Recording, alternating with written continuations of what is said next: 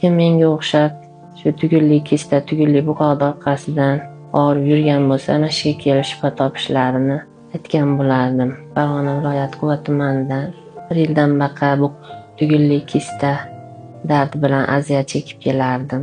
Juda ko'p joylarga bordim. Pechenyelar oldim, so'rilib ketadi deyishdi. Biroq so'rilmadi.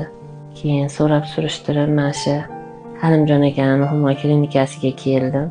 Operatsiya bo'lsa ham ovozing chiqmay qoladi, nuqsoni qoladi deyishganda, hech qancha vaqt o'tmay Allohga beada shukr mana gapiryapman.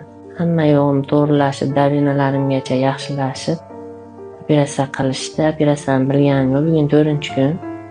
Xudoga shukr, o'zim boshimni ko'tarib 2-kundan ovqatlar ichyapman.